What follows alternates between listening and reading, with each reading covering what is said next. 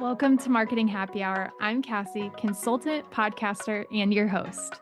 Every Thursday, you'll hear episodes packed with insights from brand leaders on an array of topics, from crafting effective marketing strategies and hitting career goals to building leadership skills and launching your own business. Inspired by those unfiltered happy hour convos with peers, this show is all about practical, empowering chats to support your professional journey. So grab your favorite drink and let's get to the episode.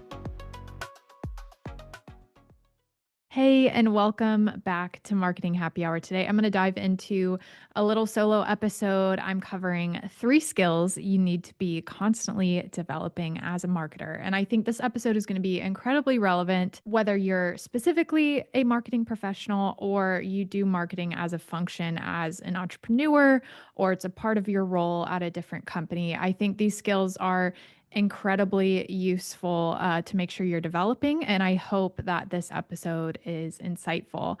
As I'm recording, it is January of 2025. This is the first episode that I'm recording of this year.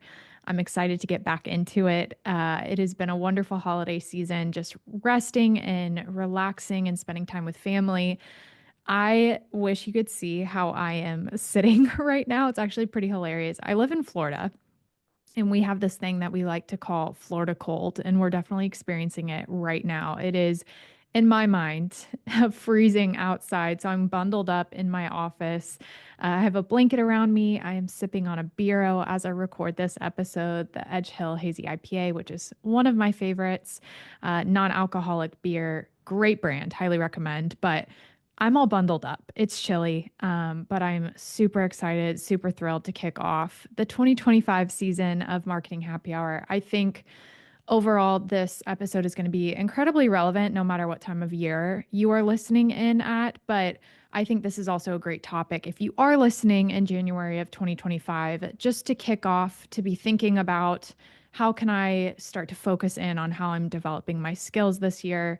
What are some things and areas of improvement that I can work towards? And it's a really good reminder, to be honest, for myself too, like just things that I need to be focusing on moving into this new year. And I'm just super stoked and motivated to do that.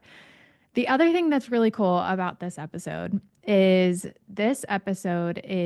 in celebration of 200 Marketing Happy Hour episodes. 200 episodes is a lot. Erica and I launched this podcast back in 2021. And so, gosh, is this now 4 years? Yeah, 4 years going on with the podcast here. April will be 4 years, which is absolutely insane. Launching this really initially with Erica was such an honor, and unfortunately Erica has moved on to focus fully on work, but I'm just so grateful to continue to build this and just build this community and learn from our guests and learn from you listening and just hearing what is on your mind and how you're developing in your personal skills. And so just want to thank you so much for being here. Whether you have listened to one episode or all 200, if you've listened to all 200, email me. I have to know. I do not expect anyone to have listened to all 200 episodes, but whether you've listened to one or all the way up to 200, just super grateful that you are here. A quick housekeeping on that before we dive into the actual content of this week's episode, but if you have not done so already, would love to invite you to subscribe to the podcast on your favorite platform, just ensuring that you'll get every episode that we release directly to you when you need it and when they are launched every Thursday. And also on that too, if you have not already left a review on your favorite podcast platform, would also invite you to do that as well. It takes about 60 seconds. Would love to hear kind of what you want to hear in 2025 or any insights you've taken away from the show or feedback or anything. This podcast is incredibly rewarding to produce and develop, but it's also a great deal of work. And I tell you, hearing your feedback and hearing your reviews and thoughts on the show is the number one thing that keeps me going. It's so kind, all the things that you all have shared. And so would love to invite you again to leave a review on Apple, Spotify, whatever, if you have not done so already. And it absolutely means the world. So let's get to the episode. Again, today we're going to talk about 3 skill sets you need to be developing as a marketer. And of course, there's a lot more than 3 skill sets. I think there's a number of different areas that we as marketers or in a marketing function should be thinking about, should be working on a consistent basis. But in my opinion, when I was thinking about this topic, these are the 3 areas that are top of mind for me personally, things that I have found just looking back in my past career and past experience that have been insanely critical in order for me to land opportunities and to stand out to hiring managers, my clients, recruiters, leaders, etc. And this question was inspired by a listener question on Instagram. So it's Jacqueline asked, what's a major skill set that's nice to know when starting out in the marketing industry? And so, again, I am going to answer this in kind of a different way. Yes, these skills are important to be developing early on, but also, again, in my opinion, I think just consistently throughout your career, whether you're 3 months in, 10 years in, these are areas that you should be focusing on no matter what. And just a little teaser before we get into the actual content. So, these 3 skill sets that we're going to focus on today are number 1, copywriting, number 2, relationship building, and number 3, adaptability. Okay, so number 1 skill set, copywriting. I put this up top because it is incredibly important. This order of skills that we're going to talk about today, there's not really a hierarchy of importance, but I tell you, copywriting is something that you will do every single day as a marketer, whether it is writing emails to partners, to clients, to teams, whether you're writing emails for email marketing, for public consumption, whether you're writing social media content, blog posts, you will write so much copy as a marketer. So again, it's incredibly important that you are always developing this skill set and improving upon it. And within the subset of copy, of course, there's this element of grammar and spelling and having that skill and being able to read copy and recognize where edits need to be made, ensure it makes sense and it's clear and it's concise and it's straight to the point. One of the pitfalls that I fell into early on in my career is I had a to-do list. I had things on my list to do, and I was so eager to get everything done. And I would kind of rush through my work. My work still had a level of quality to it, but I was so excited to check something off of my list that I would write a bit of social copy or write an email really quickly and not read over it before publishing it. And I tell you, the amount of times that I published work out into the world with spelling errors, grammar mistakes, etc., it was bad. And that is not something, trust me, that you want to receive an email on or be pulled into your leader's office and told you published something with a mistake in. So, my biggest recommendation to you as you're developing your skill set in copywriting is to slow down, read your work, make sure everything looks correct, it reads correct, it's clear and concise before publishing out there. Don't be afraid to get an extra set of eyes depending on what that content is, and make sure someone else reads over it and make sure it looks good. Because I tell you again, if you are responsible for publishing any sort of misspellings or errors, it's not fun to deal with that. And it's just not a good look. So make sure you do that. The other thing within copywriting is you got to make sure you spend time learning the tone of voice or studying the brand personality of whatever brand you are writing for. And this takes time, right? If you work at an agency, a lot of times you're managing multiple brands. If you work internally for a brand, there's this extra level of deepening your knowledge with that brand specifically. But no matter what, just make sure you study past copy, you study brand guides, you study the tone of voice of that brand just over time, and make sure that no matter what you're putting out, there's this level of consistency across the board about how you are writing. The other thing that I'll say too is I know AI is very much a thing nowadays. And in my opinion, I think AI is a very wonderful benefit to us as marketers. I think there's a lot of good that AI can do. I think it can save us a lot of time in brainstorming, etc. However, as copywriters, and when we are doing the copywriting function for a specific task or work for a brand, we do not want to use AI to fully rely on for finished copy work. And so I recommend to you to learn how to use AI to your benefit, use it for idea generation, brainstorming, exploring details about your audience and a tone of voice and analyzing past copy in order to give you some ideas for future work or ideas and content that you can put out there. But I highly recommend not using it as a crutch in the way of just relying on it to spit out finished copy. People will notice if there is AI generated work out there. And so I just, again, recommend to be careful there. So the question I always get asked too is, I want to work on my copywriting. How do I improve my work there? So, the number one thing is repetition, right? Same with any skill set you're developing. Doing it over and over again, being consistent with that work is going to help you to improve, number one. And so, I highly recommend that you write often for the brands that you work with. Volunteer for projects that involve copywriting. If you do not necessarily do copy as a function on a regular basis, ask if you can be involved in a project. Can you write a blog post for the brand? Can you write a few social copy assets? What can you do to kind of step into that function and improve your skill set? Another thing that you can do is take it upon yourself to improve on your own. So maybe you decide to start your own blog on Substack or LinkedIn. I did that back in 2018 when I was getting agency experience for the first time. I was living in New York. I didn't write a ton of copy just based off of the role that I have, but I started a LinkedIn blog, and that really helped me just get consistent with copy, learning different styles of copy that resonate with people, etc. It was huge for my experience.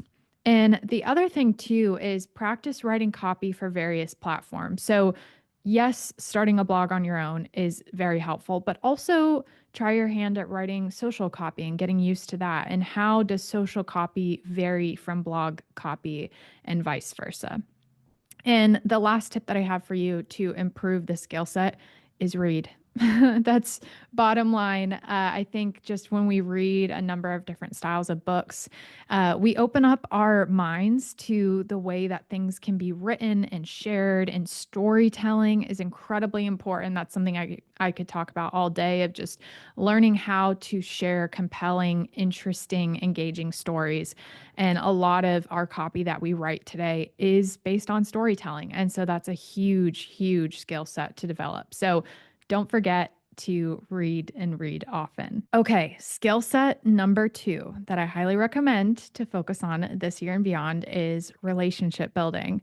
And kind of along the lines with this too is just communication overall. Communication and just proper communication skills is something that will definitely come in handy in your skills as a professional and a marketer specifically.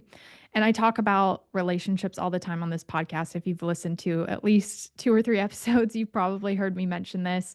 But just overall, like learning to treat others with intention and focus time and energy on building genuine relationships will get you far, not only professionally, but in life in general. And so within the skill set, here's a couple recommendations I have to you. So, number one, if you can, try to aim to build a new network connection each month. I say one connection just because I think focusing on starting with one, you never know where that one can lead you in the future, but also it ensures that you are really taking the time and intention to build that one specific relationship. And LinkedIn is an amazing resource for this. You can brainstorm people in your specific industry that work for a company you'd maybe dream and desire to work for in the future, and just using that as a way to spark that connection with others. And with that, I highly recommend that you take some time to build out your profile, get some awesome work samples on there, make sure you have all of the information needed filled out there, just so when you go to make that first initial connection, people understand who you are.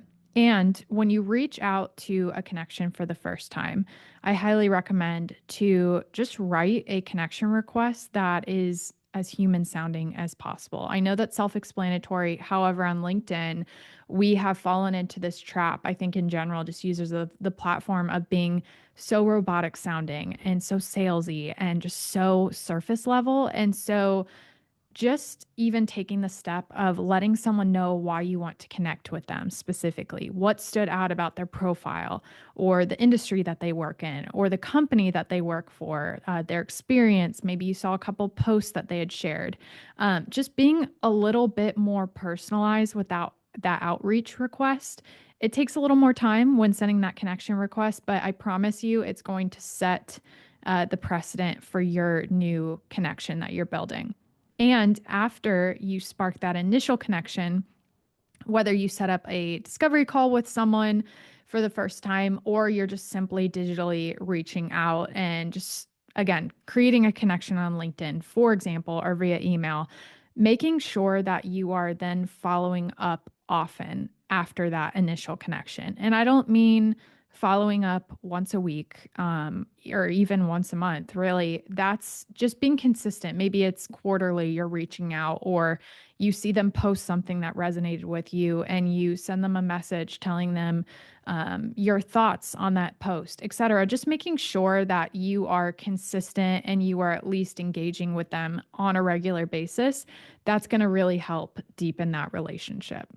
I think relationship building also comes into play just in general with your industry work. So outside of career, like specifically in a current role that you have, for example, relationships are so key with building community on social with your audience, building connections with partners and influencers, and internal connections with other marketing team members or someone in a different department.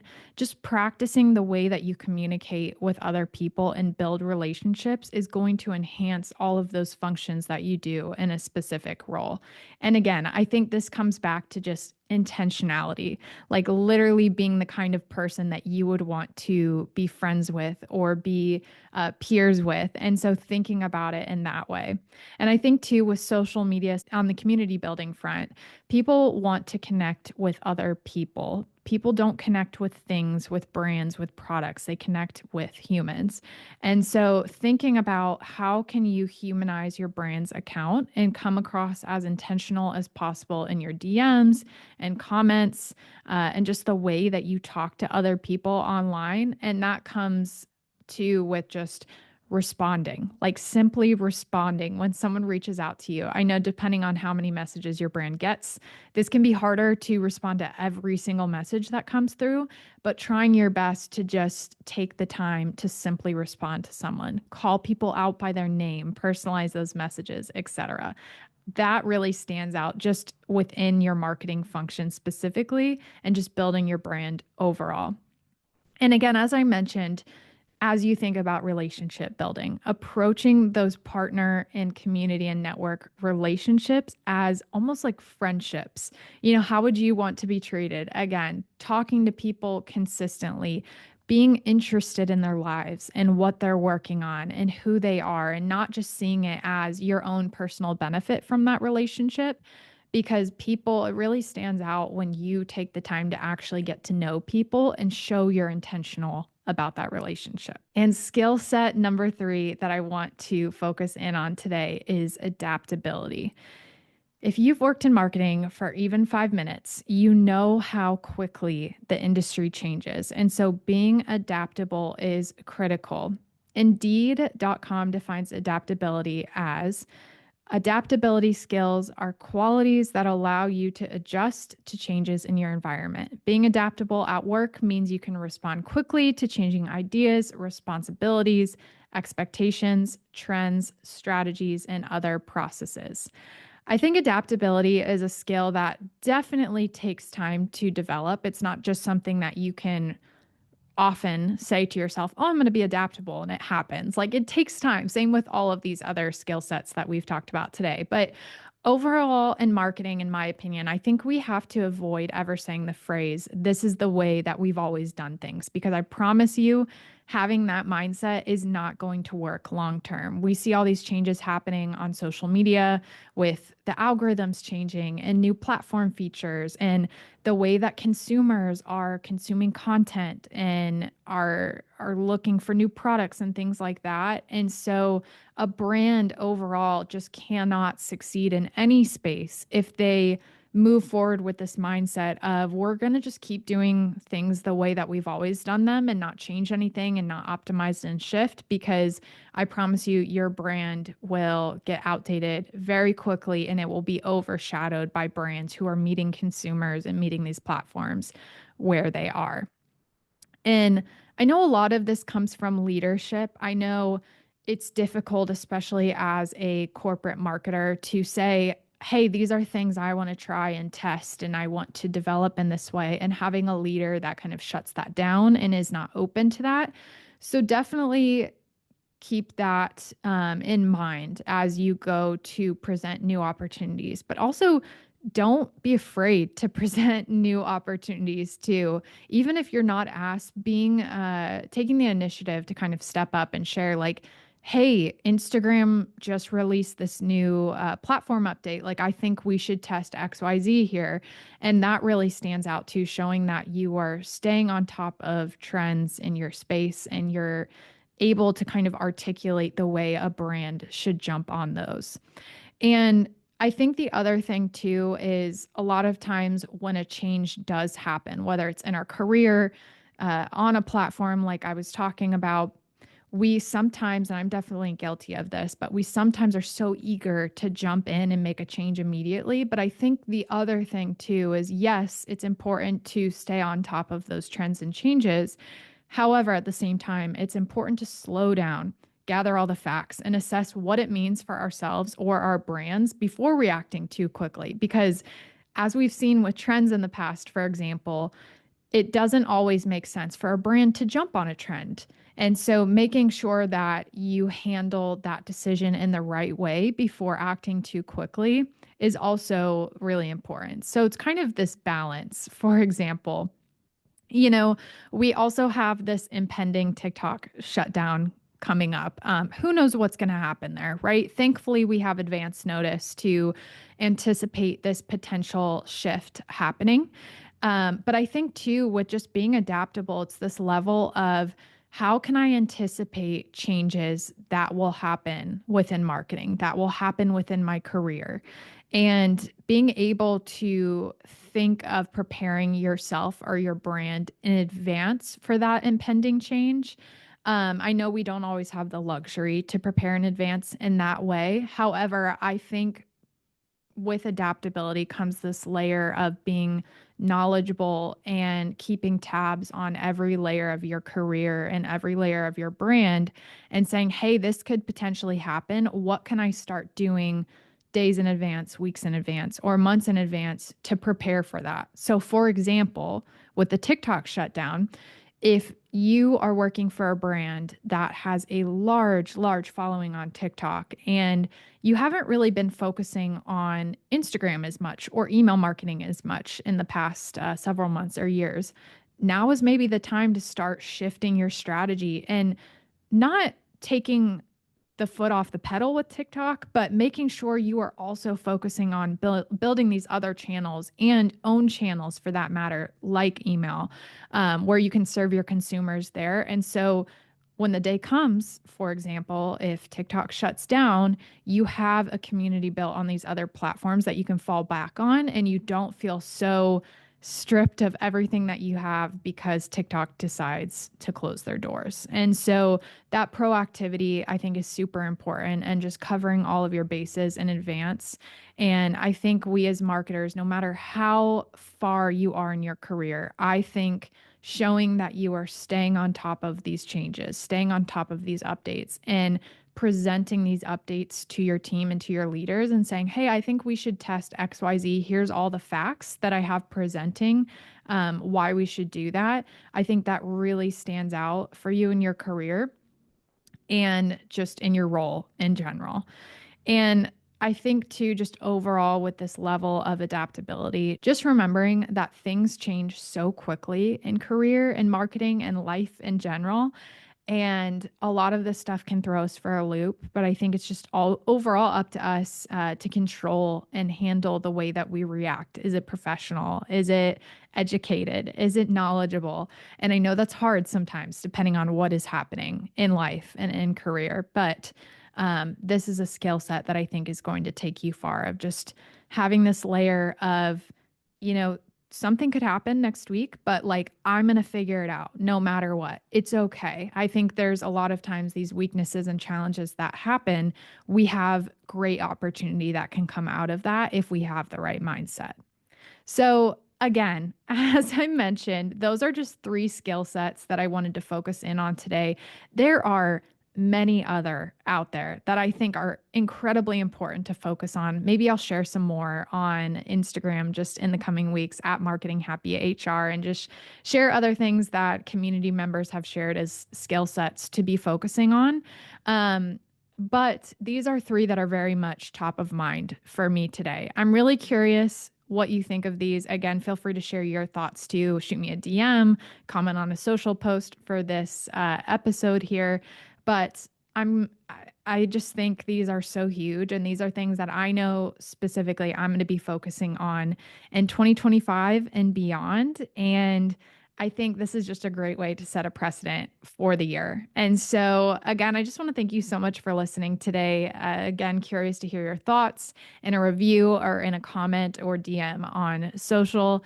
Let me know. Let me know what you thought about this episode specifically. Let me know what you want to hear in 2025. And just want to thank you again for being here for one episode, two episodes, 3 episodes, 20 episodes, however many you've listened to. Just grateful that you have taken your time to tune in, and stay tuned to next week for the first guest episode of 2025. I'm so excited for you to listen in and to listen in all year. Thanks again. Thank you so much for tuning into this week's episode. If you enjoyed this conversation, I would love your feedback. And if you're ready to take things to the next level, sign up for my weekly newsletter in the show notes. You'll get weekly career and marketing insights straight to your inbox. And if you have an idea for a future Marketing Happy Hour episode, shoot me an email. hello@marketinghappyhr.com. Thank you again, and I'll see you next Thursday.